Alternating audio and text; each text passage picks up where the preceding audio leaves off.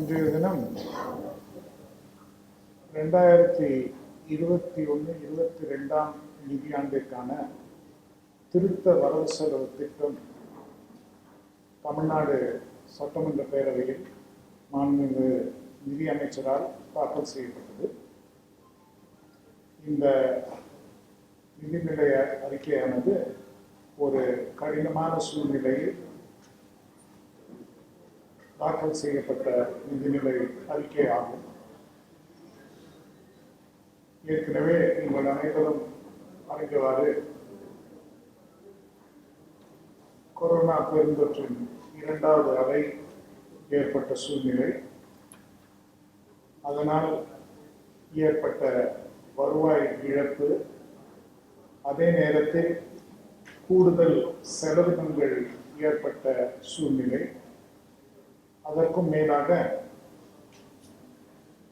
புதிதாக தேர்ந்தெடுக்கப்பட்ட அரசு என்கிற முறையில் தேர்தல் வாக்குறுதிகளை பூர்த்தி செய்வதற்காக எடுக்கப்பட வேண்டிய சில திட்டங்கள், முடிவுகள், இது போன்ற ஒரு சூழ்நிலையில் இந்த பல்வேறு நெருக்கடிகளை, பல்வேறு கட்டாயங்களை எல்லாம் கருத்தில் கொண்டு வைத்து இந்த வரவு செலவு திட்டத்தில் முக்கியமான அம்சங்கள் இருக்கின்றன. மிக முக்கியமானது என்னவென்றால், இனி வரும் காலத்தில் நிர்வாகம் மற்றும் ஆளுமை எவ்வாறு அமையும் என்பதற்காக சில முன்னோடி அறிவிப்புகள், ஒரு டேட்டா சென்ட்ரிக் கவர்னன்ஸ் என்கிற முறையில் தகவல்களை சேகரித்து அதன் அடிப்படையில் முடிவுகள் எடுக்க வேண்டும். அரசுக்கு ஏற்பட்டுள்ள இழப்புகள், ஏற்படக்கூடிய இழப்புகளை எவ்வாறு தவிர்ப்பது என்பதை பற்றி ஒரு முக்கியத்துவம், அதே நேரத்தில் அரசுடைய சொத்துக்களை சரியான முறையில் எவ்வாறு நிர்வகிப்பது என்பதற்கான ஒரு முக்கியத்துவம், இது போன்ற பல்வேறு அம்சங்களை கொண்டுள்ள ஒரு வரவு செலவு திட்டமாக இன்றைய நிதிநிலை அறிக்கை மாண்புமிகு நிதி அமைச்சரால் சட்டமன்ற பேரவை அளிக்கப்பட்டுள்ளது. மக்களின் எதிர்பார்ப்புகளின் அடிப்படையிலும் கூட ஒரு சில முக்கியமான அறிவிப்புகள் செய்யப்பட்டுள்ளது.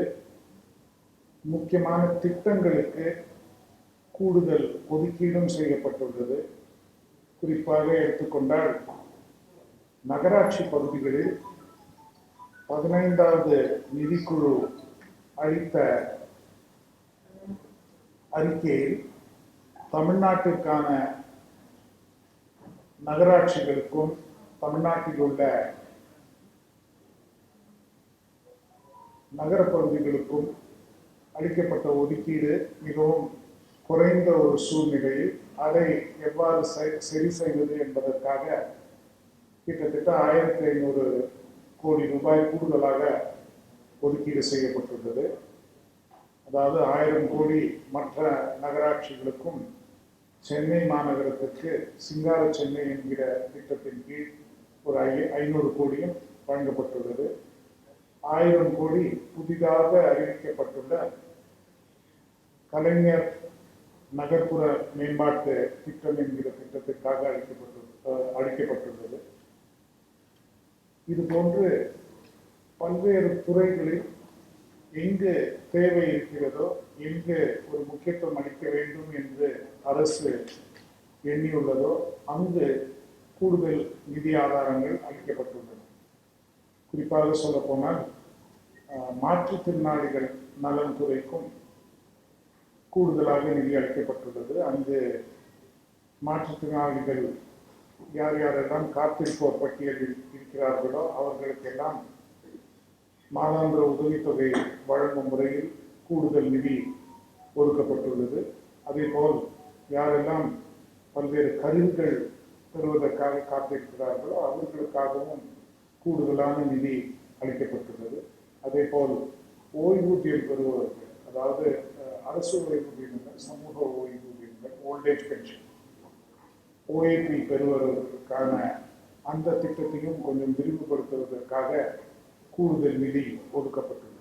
இது போன்ற பல்வேறு எங்கு தேவைகளோ அங்கு நிதி அளிக்கப்பட்டுள்ளது. சில வருவாய் இழப்புகள் இயற்கையாக ஏற்பட்டுள்ளன. ஆனால் அதே நேரத்தில் வருவாய் நிர்வாகத்தை எவ்வாறு செம்மைப்படுத்தி கூடுதல் வருவாய் ஈற்றுவதற்கு வரி விதிப்பில் எங்கெங்கெல்லாம் பிரச்சனைகள் இருக்கிறதோ அந்த பிரச்சனைகளை களைந்து சீரான முறையில் வருவாயை கூட்டுவதற்கான ஒரு சில முயற்சிகளும் இந்த வரவு செலவு திட்டத்தில்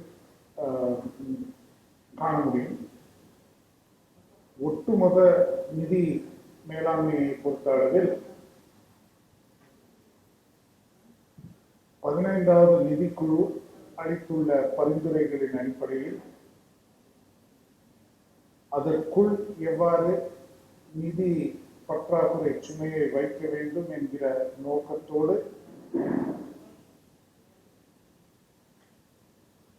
நிதி ஒதுக்கீடுகளும் சரி, எவ்வாறு எந்த அளவிற்கு கடன் பெறுவோம் அரசு பெறும் என்கிறதையும் அந்த அளவிற்கு குள் வைக்கப்பட்டுள்ளது. ஆனாலும் மாண்புமிகு நிதியமைச்சர் அவர்கள் அந்த நிதிநிலை அறிக்கையிலேயே கூறினவாறு இது ஒரு தற்காலிக ஒரு நிலை, மேற்கொண்டு கடன் பளுவை குறைப்பதற்கும் கடன் பெறும் நிலையை மாற்றி அமைப்பதற்கும் பல்வேறு நடவடிக்கைகள் எடுக்கப்படும் என்று தெரிவிக்கப்பட்டுள்ளது நிதிநிலை அறிக்கையில். முக்கியமாக பெறப்படும் கடன்கள் அனைத்தும் மூலதன செலவுகளுக்காக தான் செலவிட வேண்டும் என்கிற ஒரு கருத்து வெளியாகிறது. வருவாய் உபரி ஏற்படுத்தி மூலதன செலவினங்களுக்காக கூடுதல் நிதி ஒதுக்க வேண்டும் என்பதுதான் அரசின் நோக்கம். இந்த ஆண்டு அந்த நோக்கத்தை முழுமையாக செயல்படுத்த முடியாவிட்டாலும் இதுதான் இனி வரும் காலங்களில் இருக்கக்கூடிய நோக்கம். பல்வேறு சீர்திருத்தங்கள் மேற்கொண்டு எடுக்கப்படும் என்பதை இந்த வரவு செலவு திட்டம் தெளிவாக தெரிவிக்கிறது. அதுவும் முக்கியமாக பார்த்தால் இது ஒரு 6 மாதங்களுக்கான ஒரு வரவு செலவு திட்டம் என்றுதான் நாம் கணக்கிட வேண்டும். ஏற்கனவே கூறியவாறு இது கொரோனா காலம்.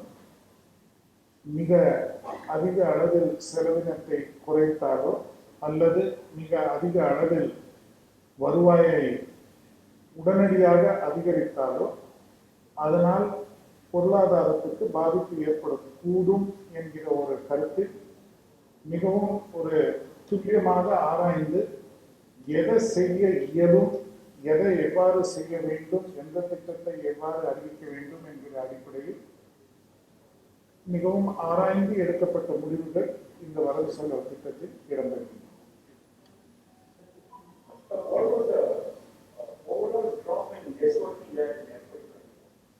Overall drop in SOTR in FY in the last fiscal, if you look at it, in 1920 SOTR was 1,07,462 crore. We expected that in RE we will get about 1,09,968. We will most probably be fallen short of that. It is about 1,06,152 as for the preliminary accounts. So it is a drop over accounts of 1920 in terms of SOTR.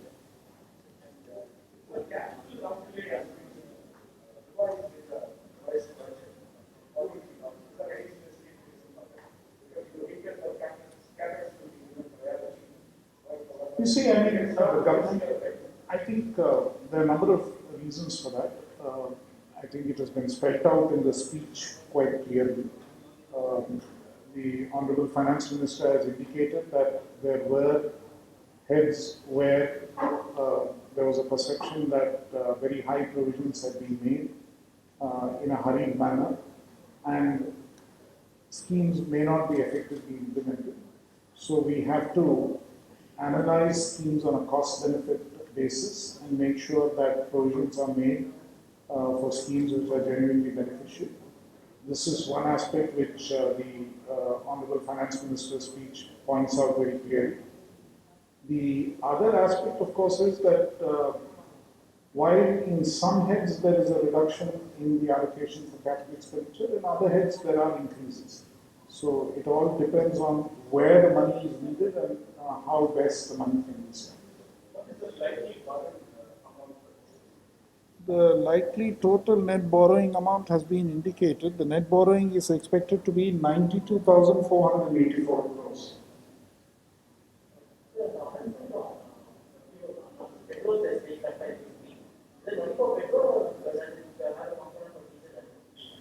I think the speech clearly says petrol.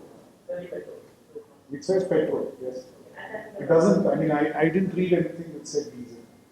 And also, the department allocation has been changed, like, is there a drop in certain departments and we are related or any major? I would not say that there are substantive drops department-wise. I think what you will see is more reorientation towards certain other schemes within the same department or certain other requirements within the same department. If you look at overall the water sector, there might be a little drop on the irrigation side immediately because some provisions were thought to be unrealistic, but they will not get expended in the current year because it will take a while for schemes to take off. And instead, we've had to provide more on, say, Jal Jeevan Mission, which is, water supply, drinking water supply. So within the water sector, there are some adjustments. Similarly, in the road sector also, there are adjustments between schemes which may not take off immediately and schemes which are more likely to require additional funding. And there is some, overall reduction as you have seen. How do you see the trend of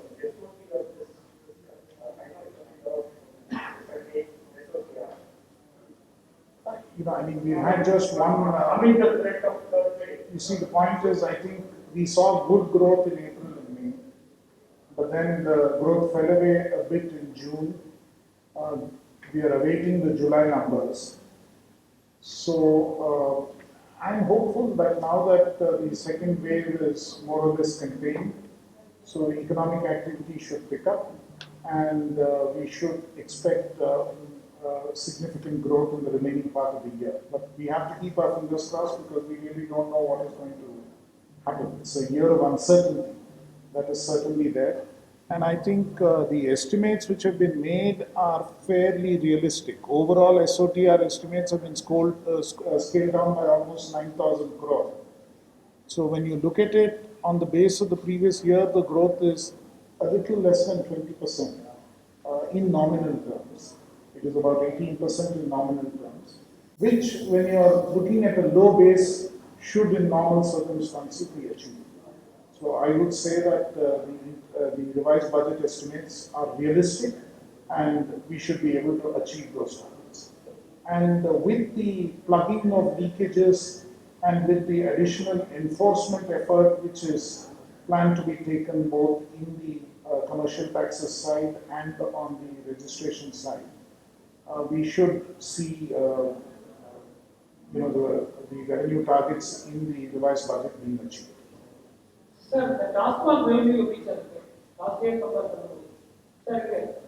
Sorry. TASMAC revenue is at level. I mean, marginal growth or 72,000.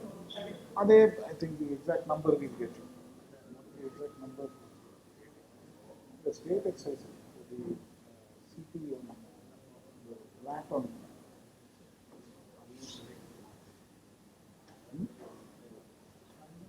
So அது கிட்டத்தட்ட we are on the last year காட்டிலும் வழக்கமா இருக்கக்கூடிய growth இருக்கும்னு எதிர்பார்க்கிறோம். சரி, இப்போ white பேப்பர்ல சொல்லிருக்காங்க இயர் பை இயரா வந்து கடனுடைய அளவு அதிகரிச்சுட்டே போகுது. 82,000 crores மேல போயிடுச்சு. இந்த வருஷம் குறைக்கிறதுக்கு வாய்ப்பு இருக்கா? இந்த வருஷம் இப்போ உடனடியாக குறையாதுங்க. ஏன்னா அது ஏற்கனவே நிதியமைச்சர் அவங்க உரையில சொன்ன மாதிரி இது வந்து ரெவென்யூ குறைஞ்சிருக்கு. ஏன்னா ரெவென்யூ வந்து இன்டரிம் பட்ஜெட் எஸ்டிமேட்ஸில் கொஞ்சம் அதிகமாக பிச் ஆயிருக்கு. ஏன்னா வந்து அந்த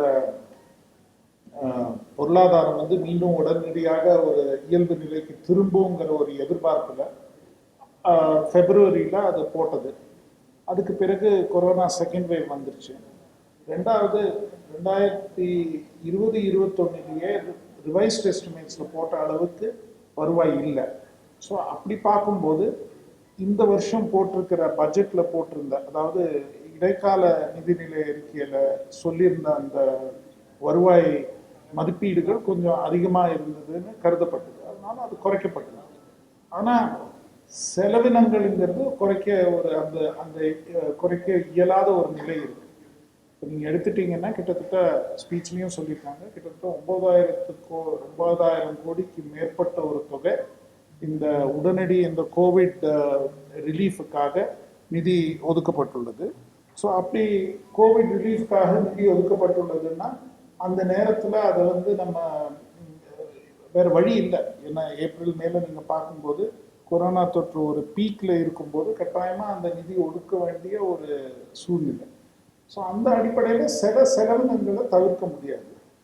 ஸோ அந்த அடிப்படையில் நீங்கள் பார்த்தீங்கன்னா ஓவரால் செலவினங்கள் வந்து கொஞ்சம் அதிகமாக தான் போயிருக்கு, குறையிருக்கு. சில காரணங்களுக்காக சில இனங்கள் குறைஞ்சிருக்கு, ஆனால் சில இனங்கள் அதிகரிச்சு. ஸோ ஒட்டுமொத்தமாக பார்க்கும்போது இடைக்கால பட்ஜெட்டில் வந்து 2,60,000 கோடி 2,60,409 கோடி செலவினம் இருக்கும்னு எதிர்பார்த்தோம். இப்போ மெயின் பட்ஜெட் பார்க்கும்போது அதை காட்டின ஒரு 800 கோடி ஜாஸ்தி வருது. 2,61,188 கோடி கூடுதலாக அதுதான் மொத்த செலவினம். ஸோ சில தலைப்பில் குறைஞ்சிருந்தாலும் சில தலைப்புகளை அதிகரிச்சிருக்கு. வருவாய் ஒட்டுமொத்தமாக குறைஞ்சிருக்கு. அந்த சூழ்நிலையில் கடன் தானே பெற்றாக வேண்டும், வேறு வழி இல்லை. இது வந்து அது அந்த ஒரு இக்கட்டான ஆண்டு. இந்த ஆண்டு பிரச்சனைகளே வேறு விதமான பிரச்சனைகள். அதனால இந்த ஆண்டு கொஞ்சம் உடனடியாக அதுவும் சொல்லியிருக்காரு மாண்புமிகு நிதித்துறை அமைச்சர். அதாவது உடனடியாக எக்ஸ்பெண்டிச்சர் கம்ப்ரெஷன் இந்த ஆண்டு செய்ய முடியாதுங்கிற ஒரு கருத்தையும் வெளிப்படையாக சொல்லியிருக்காரு. எஸ் வருவாய் பற்றாக்குறை ஏற்படுத்திருக்கீங்க. அதே மாதிரி செலவு அப்போ இப்போ 4,000 ரூபாய் டிஸ்ட்ரிபியூட் பண்ணோம். இந்த மாதிரி திட்டங்கள் இந்த 3 மாசத்துல எவ்வளவு எக்ஸ்ட்ரா கடன் வாங்கிக்கலாம்? அந்த நேரத்தில் இம்ப்ரூவ் 3 மாசம் எவ்வளவு கடன் வாங்கிக்கலாம்? கிட்டத்தட்ட 36,000 கோடி 40,000 கோடி கடன். 40,000 கோடி 3 மாசம்.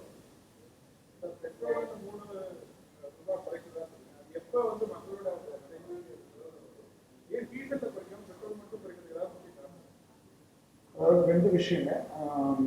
பெட்ரோல் வந்து இன்னைக்கு மிட்நைட், அதாவது நாளைக்கு 14ஆம் தேதியிலேருந்து வர மாதிரி திட்டம். அதுதான் இந்த அரசு பதவியேற்று 3 நாளுக்குங்கிற அடிப்படையில். அது போக இப்போ பெட்ரோல் வந்து நீங்கள் பேட்டர்ன் ஆஃப் கன்சம்ஷன் பார்த்தீங்கன்னா அந்த ஸ்பீச்சில் சொன்ன மாதிரி 2,63,00,000 டூ வீலர்ஸ் இருக்கு.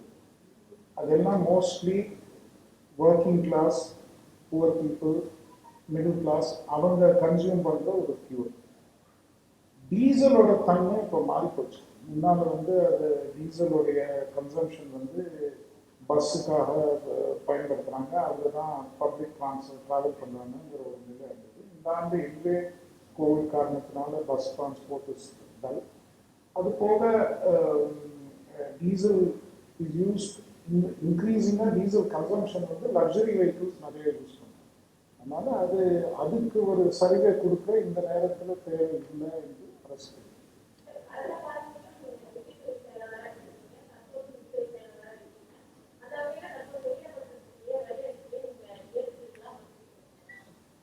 அதாவதுங்க 2, அதாவது நாங்கள் வந்து அரசுக்காக பணியாற்றுவோம். அதனால அரசு எப்பவுமே ஒரு நிரந்தரமான ஒரு அமைப்பு. அதனால அரசுங்கிற அளவில் ஸ்டேட் என்கிற முறையில் நாங்கள் கவர்மெண்ட்டுக்காக இருக்கிறவங்க எந்த ஒரு இது வந்து நம்ம ஜனநாயகத்தினுடைய ஒரு மரபு.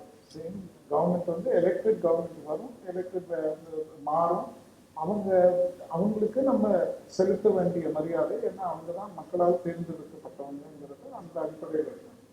நாங்கள் வந்து ஒரு கவர்மெண்ட் எலெக்ட் ஆகி வரும்போது என்ன நிலைமை, என்ன அவங்களோட கொள்கைகள் இருக்கோ அந்த கொள்கைகளை எவ்வாறு பூர்த்தி செய்யணும், எவ்வாறு அதை நிறைவேற்றணுங்கிறது எங்க கடமை. அதனால வந்து நீங்க வந்து முன்னாலேயும் வந்திருக்கீங்க, பின்னாலேயும் வந்திருக்கீங்கன்னு இது இயல்பு. நாங்க எப்படியா இருந்தாலும் எங்களுக்கு கவர்மெண்ட்ல தானே வேலை பண்ணியாங்க. ஒரு நிமிஷம் let me finish ஒரு நிமிஷம். இப்போ நீங்க வந்து அந்த வெள்ள அறிக்கையை நீங்கள் ஏற்றுக்கொள்வீர்களான்னா அது வந்து இட்ஸ் பியூர்லி ஃபேக்சுவல் டாக்குமெண்ட். அதுல வந்து எல்லாமே தகவல்கள் தான் கொடுக்கப்பட்டுள்ளது. அது எல்லா டேபிள்ல இருக்கு. இது வந்து ஒரு புது தகவல் எதுவும் நாங்களா உருவாக்கின தகவல் கிடையாது. உள்ளபடியே ஒவ்வொரு ஆண்டோடைய தகவல் அதனுடைய ஒரு தொகுப்பு. இது முன்பு அளிக்கப்பட்ட வரவு செலவு திட்டங்களையும் சரி, முன்பு அளிக்கப்பட்ட மாநில கணக்காயரின் கணக்குகளையும் சரி, அதுல என்ன நீங்க பார்த்துக்கலாம். இதுல வந்து எந்த புது தகவலும் இல்லை.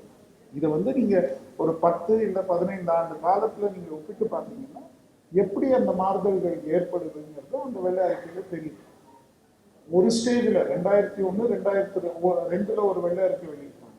அப்ப பார்க்கும்போது செலவினங்கள் தான் பெரிய பிரச்சனையா இருந்தது. இப்ப பார்க்கும்போது வருவாய் ஒரு பெரிய பிரச்சனை.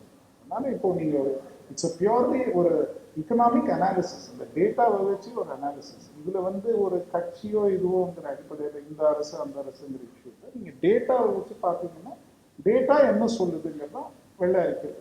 அதனால அது முழுமையாக இட்ஸ் கவர்மெண்ட் டாக்குமெண்ட். அதுக்கு நாங்களும் கொடுப்போம்.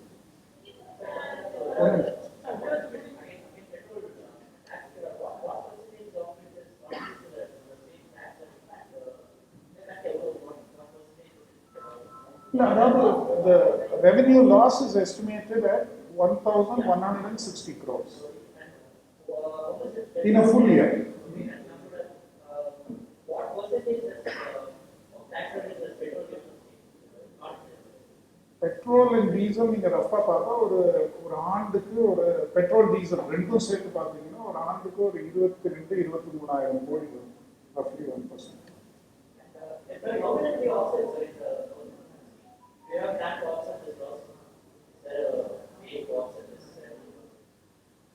Maybe we will offset it in due course. One minute, I will take this.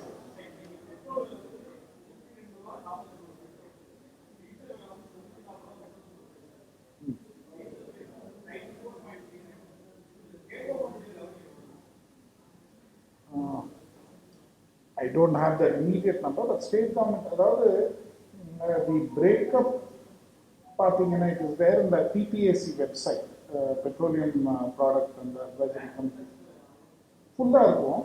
அதில் என்னன்னா இப்போ ஒட்டுமொத்த ரெவென்யூல கடைசியாக நான் இது பண்ணி பார்த்தபோது ஸ்டேட் கவர்மெண்டோட ரெவென்யூ ரெண்டு ஐட்டமும் சேர்ந்து it is about 12 to 13 rupees. 12 to 14 ரூபாய் வரைக்கும் வரும் petrol diesel based on percentage.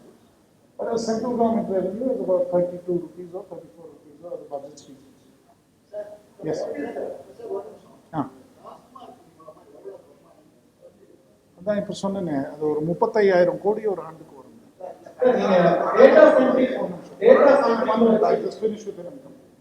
கேளுங்க சார். கொரோனா காலத்தில் வந்து காப்பீடு நிறைய மாதம் மூடப்பட்டது. வழக்கமான வருமானம் வந்து அதாங்க அந்த அதாவது நீங்க டாஸ்மாக் வருமானத்தை பொறுத்தவரை நீங்க என்ன பார்க்கணும்னா லாஸ்ட் இயர் Februaryலையும் அப்புறம் மார்ச்லையும் அந்த ஏப்ரல்லையும் டாக்ஸ் ரேட் இன்க்ரீஸ் பண்ணும். ஸோ வால்யூம் கொஞ்சம் குறைஞ்சிருந்தாலும் டாக்ஸ் ரேட் இன்க்ரீஸ் ஆனதுனால இந்த ஓவரால் ரெவன்யூ கிட்டத்தட்ட ஒரே லெவலில் இருந்து ஒரே சீராக. ஆனால் இந்த வருஷம் வந்து அந்த டாஸ்மாக் கடைகள் மூடி இருந்த காலம் இதுவரைக்கும் பார்த்தீங்கன்னா அந்த அத்தனை எண்ணிக்கை நாட்கள் இல்லை. அதனால வால்யூம் growth ஓரளவுக்கு ரீசனபிளாக இருக்கு. அதனால ஒரு ஆண்டுக்கு இந்த இப்போல்லாம் நம்ம பார்க்கும்போது ஒரு 4-5% ஒரு ஆக்சுவலி வால்யூம் growth ஒரு 2-3% தான் இருக்கு. பட் இது வந்து நீங்க ரெண்டு விதமா பார்க்கணும். ஒரு விதத்துல கடைகளின் எண்ணிக்கை குறைக்கப்பட்டுள்ளது, ஹைவேஸில் இருக்கிற கடைகள் மூடப்பட்டுள்ளது, பார் மூடப்பட்டுள்ளது. அப்படியெல்லாம் பார்க்கும்போது ஓவரால் கன்சம்ஷன் கொஞ்சம் குறையறதுக்கான வாய்ப்பு இருக்கு. ஓவரால் சொசைட்டி பாயிண்ட் ஆஃப் வியூவில் பார்த்தீங்கன்னாலும் அது வந்து பப்ளிசிட்டி கேம்பெயின், அவேர்னஸ் கேம்பெயின் எல்லாம் வந்து குடிப்பழக்கத்தை விட்டு விட வேண்டும் என்கிற ஒரு அவேர்னஸ் கேம்பெயினும் நடக்குது. அதனால இப்போ நீங்க சிகரெட் எல்லாம் எப்படி வந்து இப்போ குறைஞ்சிட்டே வருதோ, டொபாக்கோ கன்சம்ஷன் குறைஞ்சிட்டே வருதோ, அதே வந்து இனி வரும் காலத்துல வந்து லிக்கர் கன்சம்ஷனும் குறையும். அந்த ரெவென்யூ நம்பி நம்ம இருக்க முடியாது, அந்த ரெவென்யூ குறையதான் செய்யும். அது அதனால வந்து அந்த ரெவென்யூவை வச்சு நம்ம முழுமையா நம்பி இருக்கணுங்கிற ஒரு சூழ்நிலை நம்மளால அது லாங் டர்ம்ல பார்க்க முடியும். மற்ற சோர்சஸ் ஆஃப் ரெவென்யூ பார்த்தே ஆகணும். அது ஒரு மாநிலத்துக்கு ஒரு கட்டாயம். இந்த மாநிலம் மட்டும் இல்லை, எந்த மாநிலத்துக்கும். எஸ் டேட்டா சென்ட்ரிக் பேஸ் பண்ணி கவர்மெண்ட் அந்த பட்ஜெட்டை எய்ம் பண்ணியிருக்கோம். அப்போ இது வரைக்கும் நமக்கு டேட்டா இல்லை, இல்லைன்னா மிஸ்மேனேஜ்மெண்ட் ஏன்னா டேட்டா இல்லை. அதாவது டேட்டா வந்து குயிக்லி ஆக்சசிபிள் ஃபார்ம்ல இருக்கணும். டேட்டா வந்து அட்மினிஸ்ட்ரேட்டிவ் டேட்டா பல்வேறு இடங்கள்ல இருக்கும். அங்கங்க இருக்கக்கூடிய அலுவலகங்கள்ல ஃபைல்ஸ்ல இருக்கும், ரெஜிஸ்டர்ஸ்ல இருக்கும், மேனுவலா வச்சிருப்பாங்க. அதெல்லாம் கம்ப்யூட்டரைஸ் பண்ணி ஒரு இடத்துல உடனடியாக சேகரித்து அந்த டேட்டாவை வந்து நல்ல முறையில் பயன்படுத்தி கொள்வதுங்கிறது ஒரு முக்கியமான விஷயம். அதே நேரத்தில் பல்வேறு துறைகளில் தனித்தனியாக டேட்டா மெயின்டைன் பண்ணுவாங்க. அவங்க துறை சார்ந்த டேட்டா, அந்த டேட்டாவை அந்த இன்ஃபர்மேஷனையும் நீங்கள் வந்து எல்லாரும் மற்ற துறைகளும் ஆக்சஸ் பண்ணுற மாதிரி இருந்தால் தென் கட்டாயமாக அதை அனலைஸ் பண்ணி என்ன முடிவுகள் எடுக்கலாம், எப்படி எடுக்கலாங்கிற ஒரு சிஸ்டம் கொண்டு வரும். ஸோ அது வந்து டேட்டா கலெக்ஷன் மெத்தட், ரெலவெண்ட் டேட்டாவை வந்து கலெக்ட் பண்ணுறது, ரெண்டாவது டேட்டாவை சரியான முறையில் கம்பைல் பண்ணுறது. இது ரெண்டும் முக்கியம். அந்த மாதிரி டேட்டா பேஸாக மெயின்டைன் பண்ணாமல் அங்கங்கே ஒரு ஃபைல்லையோ இல்லை ஒரு ரெஜிஸ்டர்லையோ இருந்தால் அது ஒன்றும் பயனுள்ளதாக இருக்காது. அதுவும் மாநிலம் முழுவதும் ஒவ்வொரு இடத்துலையும் ஒவ்வொரு மாவட்டத்துலையும் ஒவ்வொரு வட்டத்துலையும் இருந்ததுன்னா அதெல்லாம் சேகரித்து வைக்கிறது தான் ஒரு நல்ல பயணிப்பு. இன்னைக்கு மிட் நைட்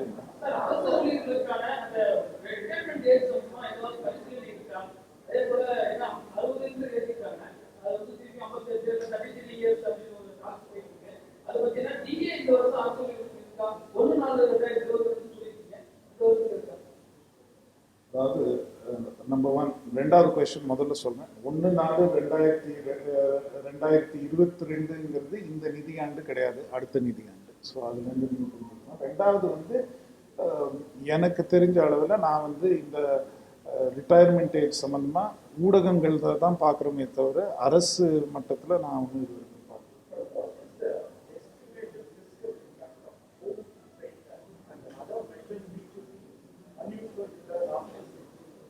Estimated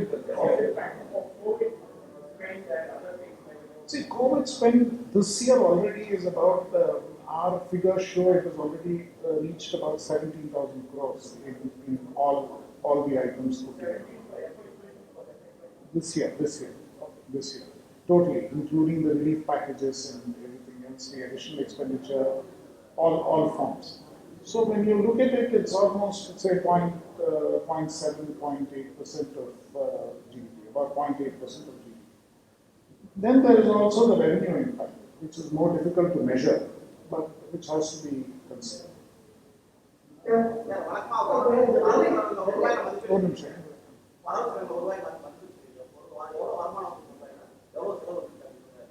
அந்த டாக்குமெண்ட்ல இருக்குங்க, அந்த அது கொடுத்துடலாம். அந்த அதில் அந்த கிராஃப் மாதிரி போட்டுப்பாங்க, அது கொடுக்க சொல்லுங்க.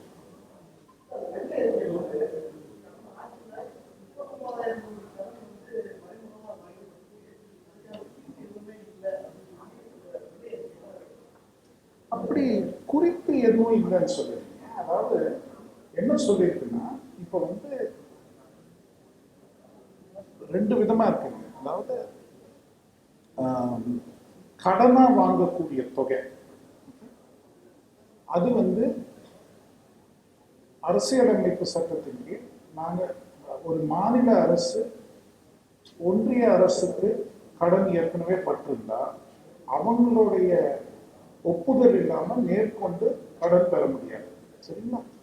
அந்த அடிப்படையில் ஒன்றிய அரசு வந்து நீங்கள் இவ்வளோ கடன் தரலான்னு ஒரு எண்ணிக்கையை ஒரு ஆண்டும் நிர்ணயிக்கிறாங்க. இப்போ என்ன அதுலேருந்து தெரியுதுன்னா, உண்மையான நிதி பற்றாக்குறை என்பது ஒரு நம்பர் இருக்கு. நம்ம எடுத்துட்டோம்னா 1000 ரூபாய் இருக்கு நிதி பற்றாக்குறைன்னு. அதுக்கு முழுமையா வழக்கமா பார்த்தோம்னா முழுமையா கடன் வாங்கணும். அந்த 1000 ரூபாய்க்கு முழுமையா கடன் வாங்கினோம்னா அதுல வந்து 900 ரூபாய்க்கு கடன் வாங்கிருக்கோம். பாக்கி 100 ரூபாய் வந்து வேற எங்கேருந்தோ வந்திருக்கு.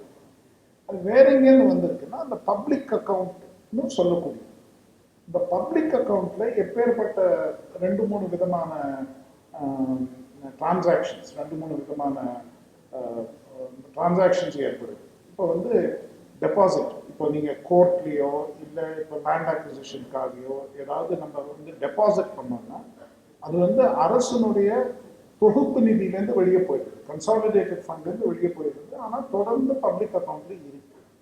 அதே மாதிரி சில நிறுவனங்கள், இப்போ எலக்ட்ரிசிட்டி போர்டோ இல்லை சிவில் சப்ளைஸ் கார்பரேஷனோ அந்த மாதிரி இருக்கக்கூடிய நிறுவனங்களுக்கு நம்ம நிதி ஒதுக்கி கொடுத்தோம்னா சில நேரங்களில் அவங்களுக்கு உடனடியாக தேவையில்லைன்னா இந்த நிதி அவங்க கொடுக்கணும், அவங்களுக்கு உடனடியாக தேவையில்லைன்னா அவங்க அந்த அரசு கணக்கில் வச்சு பப்ளிக் அக்கௌண்ட்டில் அவங்களுக்கு ஒரு கணக்கு இருக்கும், அந்த கணக்கில் வச்சுட்டு அடுத்த ஆண்டு இருப்பாங்க.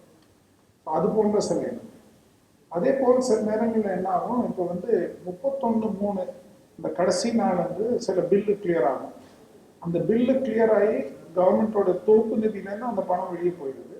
ஆனால் அந்த யாருக்கு அந்த பில்லு கொடுக்குறோமோ, எந்த ஒரு கான்ட்ராக்டரோ ஒரு நபருக்கு அந்த பில்லு கொடுக்குறோமோ அந்த பில்லு போய் அவங்களுக்கு சேராது.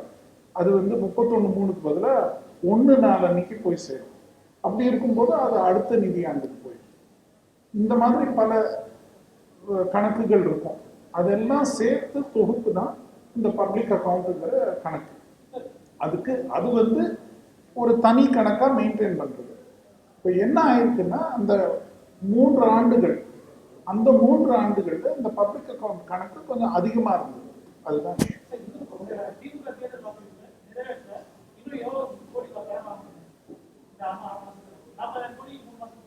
ஆமா, அதான் அந்த நம்பர் இருக்குங்களே. அதாவது நீங்க கேள்வி இதுக்கா வாக்குறுதிகளை நிறைவேற்றத்துக்காக நீங்க கடன் வாங்குறீங்கன்னு சொல்லுங்க.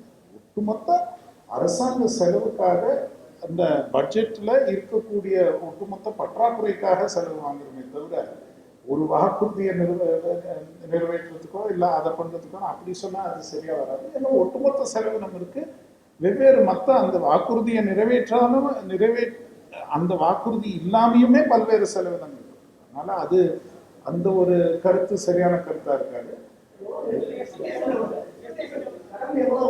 அதான் எஸ்டிமேஷன் வந்து 92,000 கோடி. நான் ஏற்கனவே சொன்னேன்ல, யாரோ வேற 92,484 கோடி.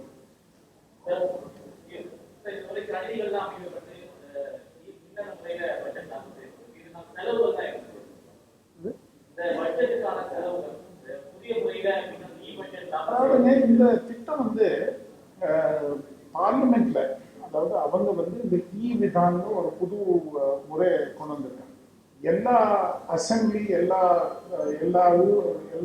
மாநிலங்களில் இருக்கக்கூடிய சட்டசபைகளும் இந்த விதான் மோடுக்கு போயிடணும்.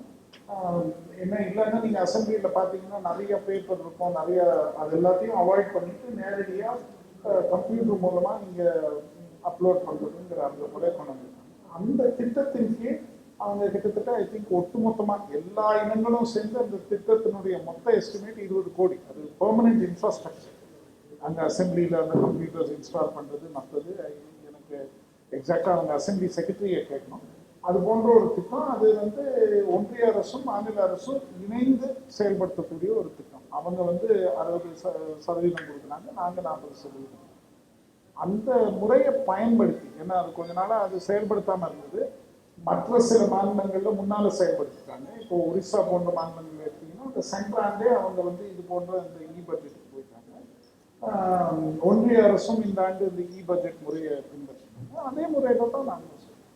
ஸோ இதுக்குன்ட்டு ஒரு தனி கூடுதல் செலவினம்னு சொல்லணும். அரசியல்வாதிகள் ஒன்றிய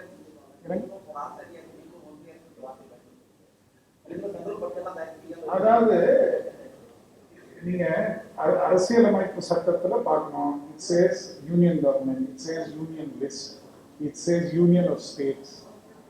so I am using a constitutional. நீங்க யூனியன் ஃபைனான்ஸ் மினிஸ்டர் தான் சொல்றது. நான் யூனியன் ஃபைனான்ஸ் மினிஸ்ட்ரியில வேலை பண்ணுறேன். ஸோ அதனால இட்ஸ்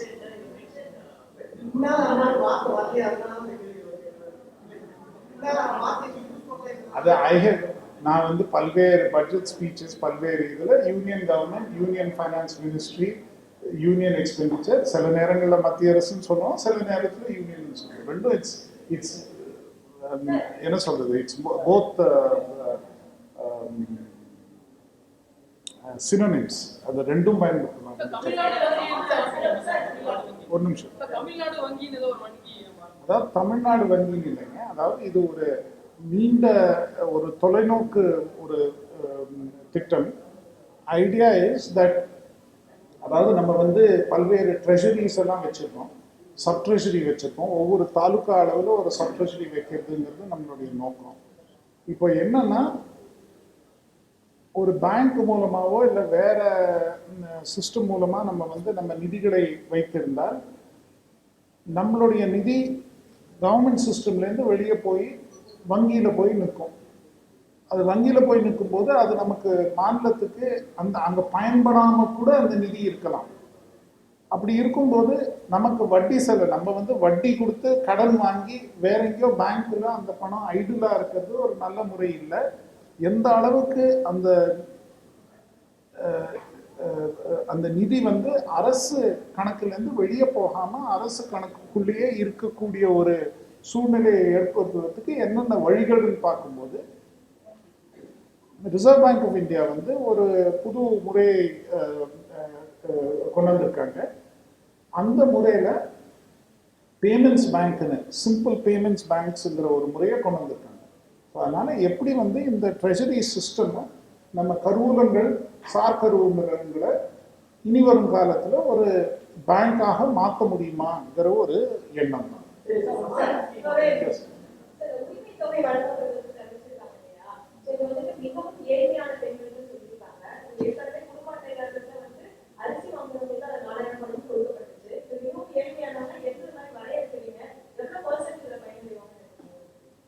அதாவதுங்க, இப்போ அந்த எவ்வளோ பர்சன்டேஜ் பயன்பெறுவாங்கன்னு இப்போ உடனடியாக சொல்ல முடியாது. அது ஏற்கனவே ஸ்பீச்சில் சொல்லியிருக்கிற மாதிரி அந்த நிதிநிலை அறிக்கையில் தெளிவாக நிதி அமைச்சர் அவர்கள் சொல்லியிருக்காங்க. அதாவது இந்த 4000 ரூபாய் வந்து எல்லா அரிசி அட்டைதாரர்களுக்கும் வழங்கப்பட்டது. ஏறத்தாழ தமிழ்நாட்டில் ஒரு 2,10,00,000 அரிசி அட்டைகள் இருக்கு. ஒரு சில மாதங்களுக்கு முன்பு அரிசி, அதாவது சர்க்கரை அட்டைகளை அரிசி அட்டைகளாக மாற்றுறதுக்கு ஒரு வாய்ப்பு கொடுத்தாங்க. அங்கேயும் சில பேர் மாற்றிட்டாங்க. ஒரு 5-6 லட்சம் தான் அரிசி இல்லாத, அதாவது சர்க்கரை அட்டைகளாக இருக்கக்கூடிய அட்டைகளின் எண்ணிக்கை ஒரு 5, 6 இல்லை 7 லட்சம் தான் மொத்தமே. அதனால வந்து அரிசி அட்டைகளுக்கு நீங்க கொடுத்தீங்கன்னா பலர்த்த அரிசி அட்டை இப்போ எடுத்துட்டீங்கன்னா, எனக்கு நான் வந்து இப்போ வேற இடங்கள்லேருந்து வந்து இங்கே வந்து வாங்கின போது எனக்கு முதல்ல அரிசி அட்டை தான் கொடுத்தாங்க. இப்போ எனக்கெல்லாம் நீங்க வந்து இது போன்ற நிதியோ இல்லை இது கொடுத்தீங்கன்னா அது ஒரு நியாயமான ஒரு முறையா இருக்காது. இதுதான் ஹைகோர்ட்லையும் ஒரு PIL வந்துச்சு. இந்த மாதிரி எப்படி நீங்க வந்து அரசு ஊழியர்கள், சம்பளம் வாங்குறவங்க, பென்ஷனர்ஸ், இவங்களுக்கு எல்லாம் ஸ்டெடி இன்கம் இருக்கும்போது நீங்க ஏன் 4000 ரூபாய் கொடுத்தீங்கிற ஒரு கேள்வி எழுந்தது. அதனால இந்த ஒரு இதை பற்றி வலைதளங்கள்ல மற்ற இடங்கள்லையும் பல்வேறு கிரிட்டிசிசம், நிறைய பேர் எக்ஸ்பர்ட்ஸும் சொல்றாங்க, நீங்க வந்து யார் டிசர்விங் இல்லையோ அவங்களுக்கு நீங்க கொடுக்கக்கூடாது, அது கொடுத்தா அது ஒரு சரியான முறையா இருக்காது. இதெல்லாம் கன்சிடர் பண்ணி தான் பெனிஃபிட்ஸை வந்து எப்படி கரெக்டாக டார்கெட் பண்ணுறதுங்கிற ஒரு தேவை ஏற்படுது. டார்கெட் பண்ணும்போது நம்ம வந்து நீங்கள் உங்கள் வருமானம் என்னன்னு கேட்டால் யாராலையும் கரெக்டாக சொல்ல முடியாது. ஒரு மாதம் ஒரு மாதிரி இருக்கும், இன்னொரு மாதம் மாறும், அவங்களால ஞாபகப்படுத்திட்டு கரெக்டாக சொல்ல முடியாது. ஸோ சில நார்ம்ஸ் இருக்கு, சில க்ரைட்டீரியா. இந்த குறிக்கோள்களை எல்லாம் பார்த்தா அவர்களுடைய பொருளாதார நிலை என்னன்னு தெரிய அளவுக்கு அந்த நார்ம்ஸ் பிரகாரம் அதை வந்து ஒரு எக்ஸ்பர்ட் கமிட்டி போட்டு எக்ஸ்பர்ட்ஸையும் கன்சல்ட் பண்ணி அதை உருவாக்கி அந்த கிரைட்டீரியாவை நல்ல பப்ளிசிட்டி கொடுத்து எல்லாருக்கும் தெரியற மாதிரி செஞ்சு அதுக்கு பிறகு அந்த எண்ணிக்கையை எடுத்து எத்தனை பேர் இந்த நார்ம்ஸ் பிரகாரம் வராங்களோ அவங்களுக்கு வழங்கப்படும். ஸோ இன்னைக்கு வந்து அது 10% இருக்குமா, 20% இருக்குமா, 50% இருக்குமான்னு சொல்றது கஷ்டம். அந்த நார்ம்ஸை வந்து முதல்ல போடணும். அந்த நார்ம்ஸை போட்ட பிறகு நம்ம பார்க்க வேண்டியது. இன்னொன்னு இங்க அந்த வறுமை கோடுன்னு முன்னால இருந்தது. அந்த வறுமை கோடை வந்து இப்ப நம்ம பின்பற்றுறது இல்லை. என்ன கிட்டத்தட்ட 2011-12 அந்த வறுமை கோடை நம்ம கணக்கெடுக்கிறது இல்லை. அந்த காலத்துல அந்த வறுமை கோடை போட்டதுக்கு காரணம் இந்த மாதிரி கேலரி கவுண்ட், உங்களுக்கு உணவு வந்து எவ்வளவு கிடைக்குதுங்கிற ஒரே அடிப்படையில வறுமை கோடை அந்த காலத்துல போடப்பட்டது. இப்ப அது ஒரு பொருத்தமான எண்ணிக்கைன்னு யாருமே நிபுணர்கள் அது கருதுவது. அதனால வேற ஒரு மல்டி டைமென்ஷனல் பாவர்ட்டின்னு ஒரு புது இண்டிகேட்டர் வச்சிருக்காங்க. அந்த அடிப்படையில எத்தனை பேர் வந்து உண்மையிலேயே வறுமையில வாழ்றாங்க, எத்தனை பேருக்கு இது போன்ற ஒரு தேவை இருக்குங்கிறத கணக்கெடுத்து அதுக்கு பிறகு செய்யணும். அந்த கிரைட்டீரியா, அதாவது தெரிஞ்சாலே, ஒருத்தரை பார்த்தாலே தெரியணும் இவங்க வந்து உண்மையிலேயே இதுக்கு டிசர்விங், இவருக்கு கொடுக்க வேண்டிய ஒரு தொகை.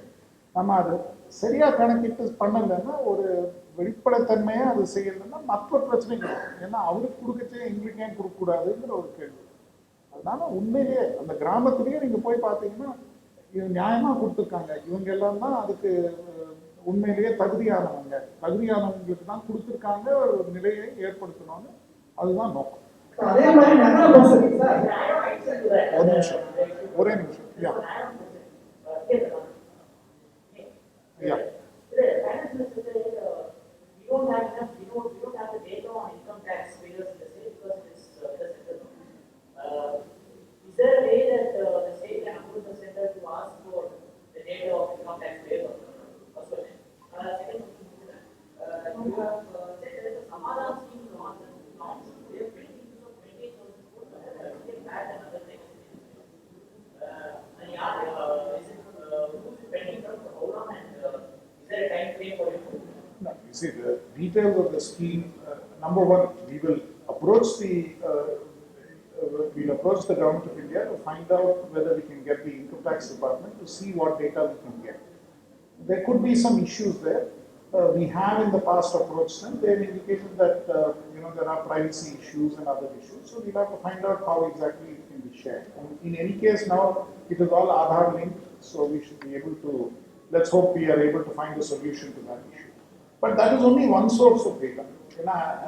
Income tax pays already in this country are a very small proportion.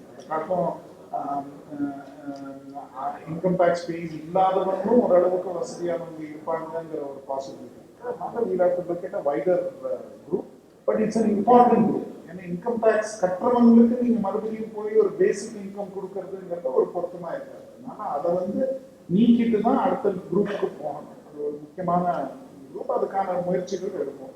ரெண்டாவது, இந்த சமாதான ஸ்கீமை பொறுத்த அளவு இது வந்து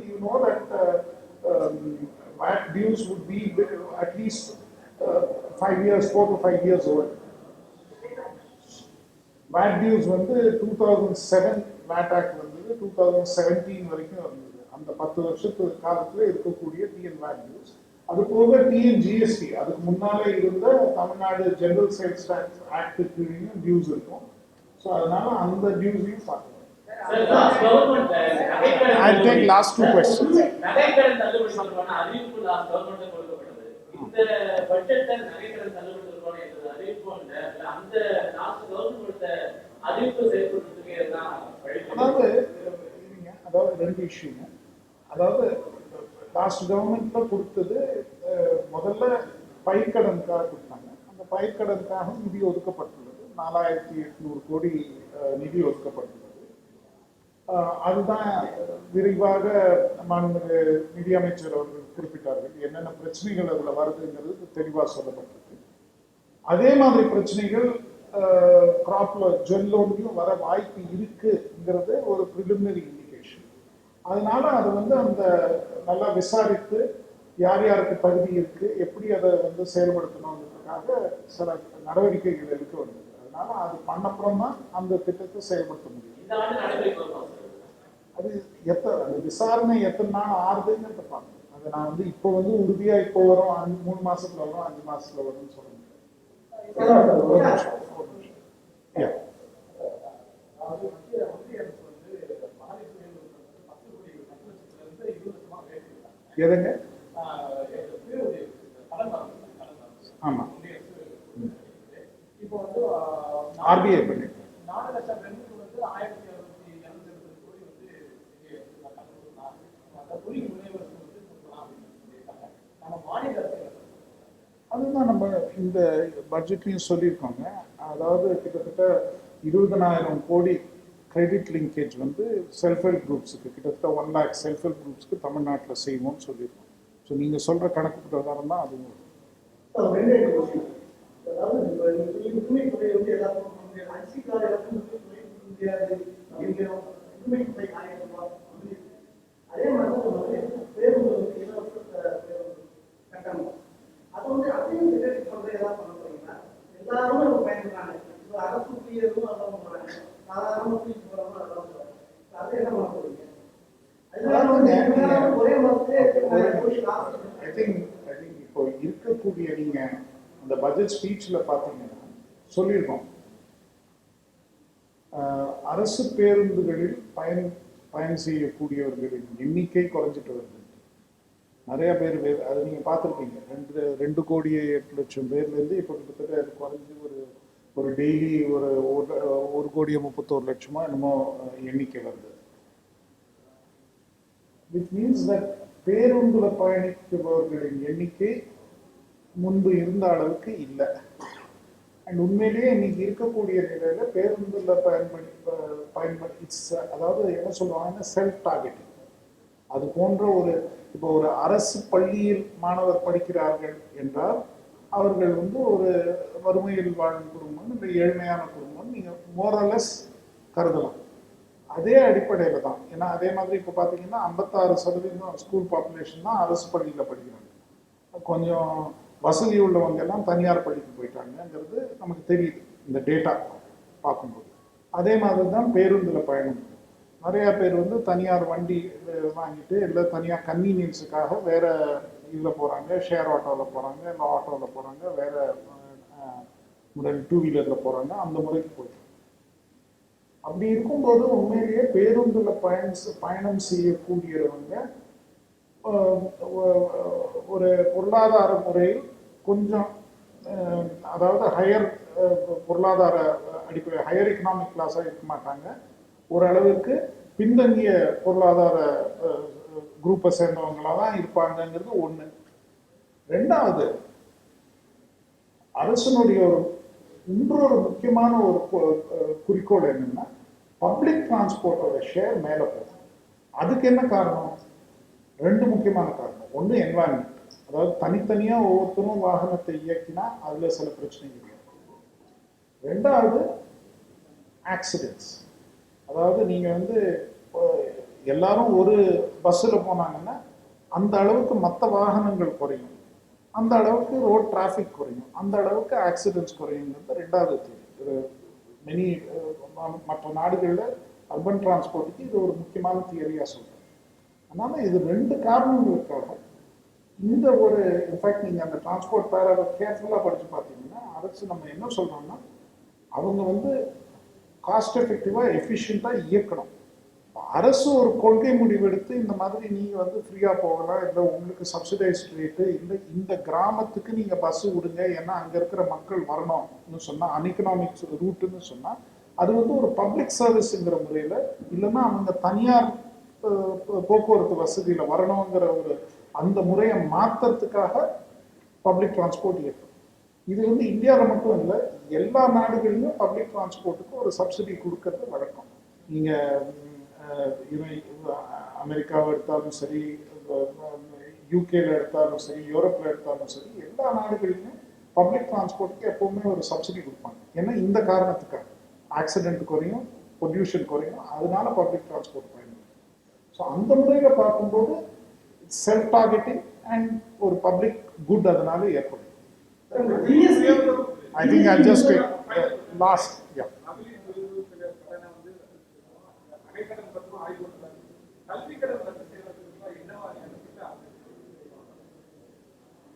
We will examine that in due course because இது ரெண்டும் வந்து எங்க கண்ட்ரோல்ல இருக்கக்கூடிய கோஆபரேட்டிவ் பேங்க்ஸ்ல இருக்கக்கூடிய கடன்கள். கல்வி கடன்கள் எங்க கண்ட்ரோல்ல மாநில அரசு கண்ட்ரோலில் இல்லாத ஒரு சூழ்நிலை. அதை வந்து தனியாக தான் பார்க்கணும். எக்கனாமிக் ஸ்டேட்டஸ் பஸ்ல சொல்ல எல்லாருக்கும் ஃப்ரீயா இருக்கணும் லேடிஸ் எல்லாரும் யூஸ் பண்ணுவாங்க அந்த கான்டெக்ஸ்ட். அதாவது you see the point is no, the point on bus transport is that the point I made is that certain cases it is self-taught. It is like MNREGs, Mahatma Gandhi Rural Employment Guarantee Scheme. You don't have to prove that you are poor.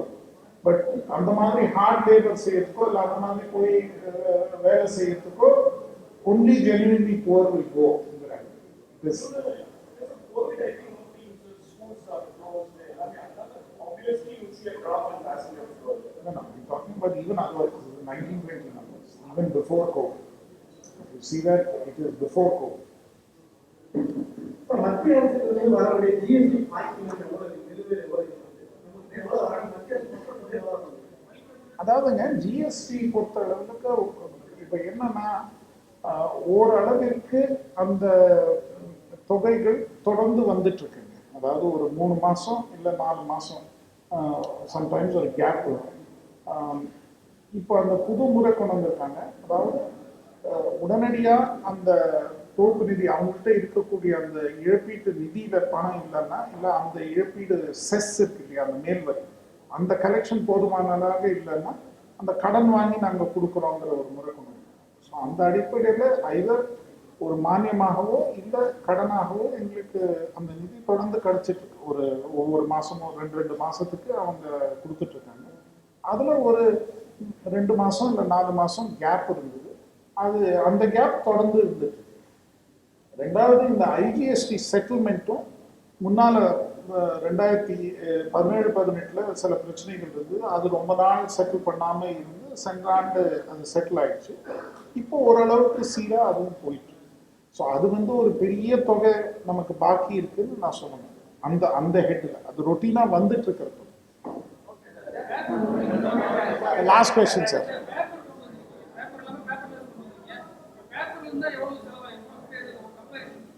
அதாவதுங்க அந்த செலவுன்னு நாங்கள் கணக்கெடுக்கல. But நாங்கள் print அடித்த copy எண்ணிக்கை பாதிக்கு மேலே குறைச்சிட்டோம். அதாவது சென்ற ஆண்டு வந்து இந்த ஃபுல் பட்ஜெட் டாக்குமெண்ட்ஸு அதாவது கிட்டத்தட்ட ஒரு 8000 பக்கம் எல்லா டாக்குமெண்ட்டும் சேர்த்தா 8000 பக்கம் வருது. அதனோடது 1070 காப்பி அடிச்சுட்டு இருந்தோம். அதை இப்போ கணிசமாக குறைச்சிட்டு இந்த ஆண்டு 400 குறைச்சிருக்கோம். அடுத்த ஆண்டு அதையும் மேற்கொண்டு குறைச்சிருக்கோம். வரலையா? அது உடனடியாக கொடுக்க சொல்லுங்க.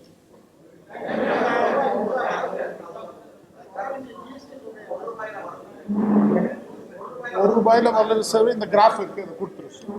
அது நீங்கள் இப்போ பார்த்துருங்க. அதை நீங்கள் இமெயில் அட்ரஸ் கொடுத்தீங்கன்னா அனுப்பிச்சி வச்சு. தேங்க்யூ.